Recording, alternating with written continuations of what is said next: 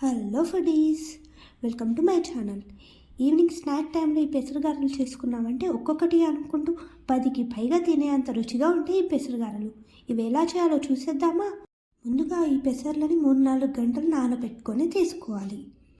ఈ పెసర్లని మిక్సీలో వేసుకొని రుబ్బుకోవాలి. కొంచెం మెత్తగా కాకుండా కచ్చాబెచ్చ దించుకోవాలి.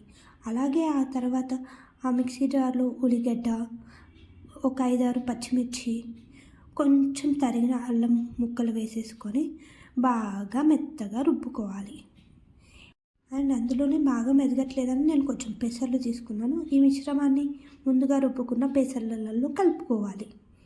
ముందుగానే నేను కాస్తన్ని పెసర్లు తీసుకొని పక్కన పెట్టుకున్నాను. ఆ పెసర్లని మంచిగా నలుపుకొని దీంట్లో వేసుకున్నామంటే బాగా టేస్ట్ వస్తుందండో. ఈ మిశ్రమంలో మనకు తగినంత సాల్ట్ యాడ్ చేసుకుందాం.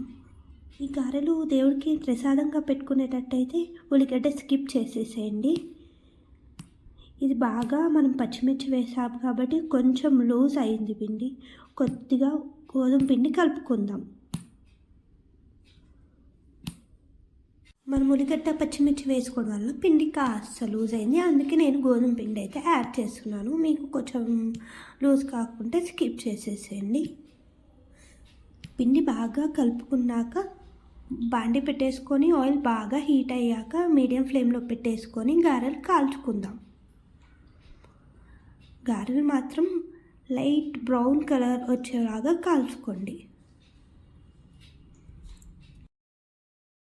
నేనైతే యూట్యూబ్ ఛానల్ కొత్తగా క్రియేట్ చేశాను. నా కుకింగ్ కనుక మీకు నచ్చినట్టయితే సబ్స్క్రైబ్ చేసుకోండి అండ్ వీడియోని లైక్ చేసేయడం మాత్రం మర్చిపోకండి. ఇలా గారెలు ఒక సైడ్ కాలాక మళ్ళీ ఇంకొక వైపు తిప్పేసుకుందాం. ఈ గారెలు మాత్రం లైట్ బ్రౌన్ కలర్లో వచ్చే వరకు అయితే మనం కాల్చుకుందాం.